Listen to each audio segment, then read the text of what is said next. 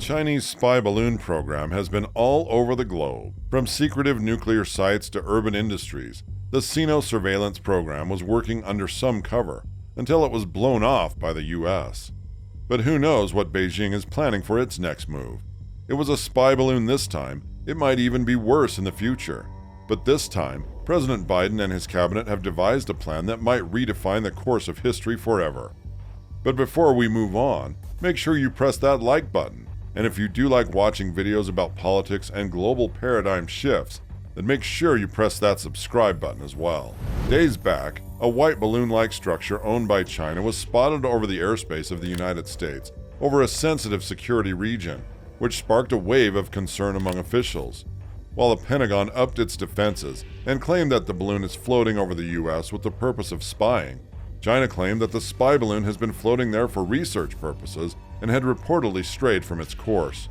Days passed by, and the suspicion increased, and the balloon was finally brought down. Brought down might be the correct word, as a US F-22 Raptor turned the spy balloon into history. Now, one thing that uncovered the whole Chinese surveillance operation was the debris of the spy balloon.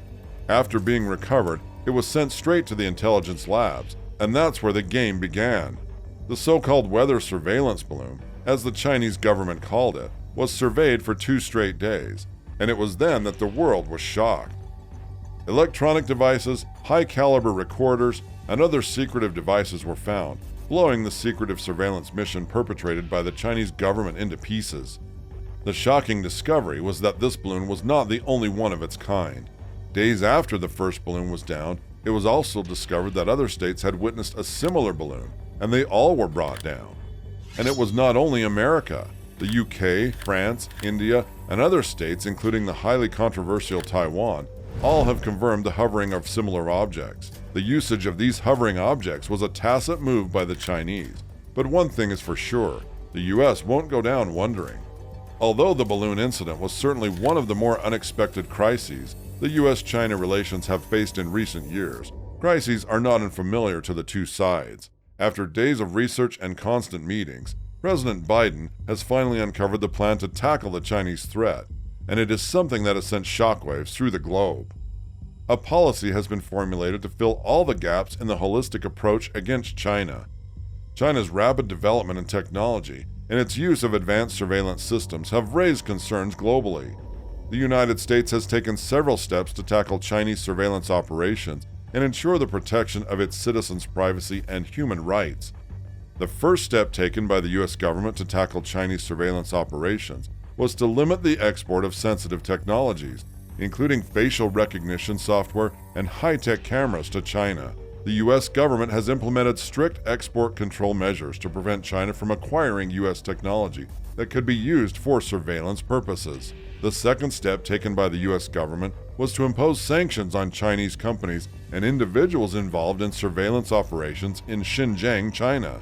The sanctions targeted companies that have been accused of providing surveillance equipment and technology to the Chinese government, which has been used to suppress the Uyghur Muslim minority in Xinjiang. The third step taken by the U.S. government was to pass the Uyghur Human Rights Policy Act, which calls for the U.S. government to impose sanctions on Chinese officials responsible for human rights abuses against the Uyghur Muslim minority in Xinjiang.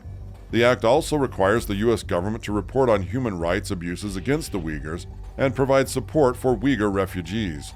The fourth step taken by the U.S. government was to ban Chinese-owned apps, such as TikTok and WeChat, citing national security concerns. The U.S. government is concerned that these apps could be used to collect data on U.S. citizens and share it with the Chinese government. The fifth step taken by the U.S. government was to work with its allies to limit Chinese surveillance operations. The U.S. government has been working closely with its allies, including the European Union, to coordinate their efforts to tackle Chinese surveillance operations globally. Another important breakthrough for the U.S. is the collective support from the EU and some European countries letting their voice up in the UN.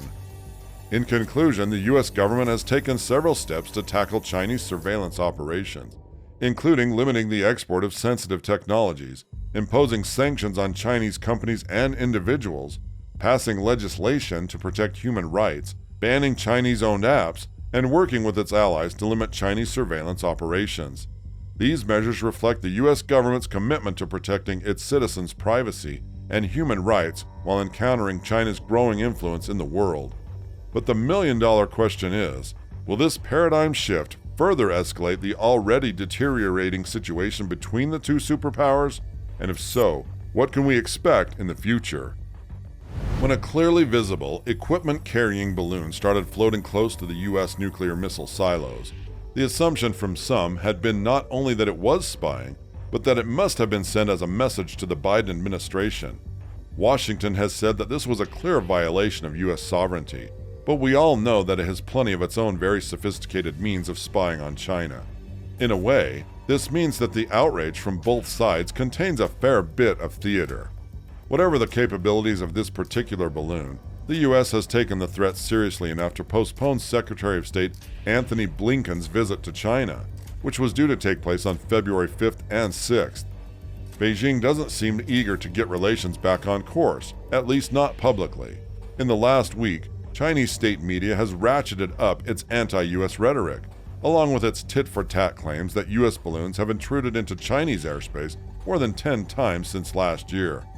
China's official position on the first balloon remains that it was a civilian vessel, although it hasn't named the civilian company supposedly involved.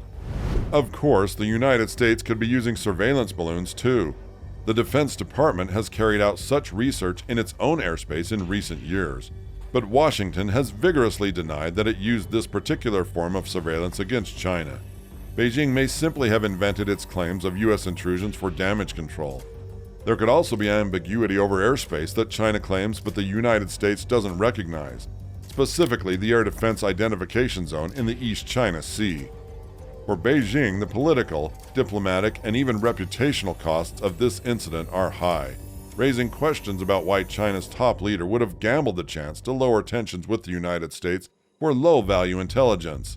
The United States also continues to combat China in key areas of the technology supply chain, from the CHIPS Act to new restrictions on American companies exporting to Huawei. Chinese domestic practices are also sticking points in the relationship. Its crackdown on democratic freedoms in Hong Kong, hardline campaigns against the Uyghurs and other ethnic minorities, and the Chinese Communist Party's claims of sovereignty over Taiwan, and repeated attempts to push the boundaries and norms around the contested island. If mutual distrust is here to stay, how is this dynamic best managed?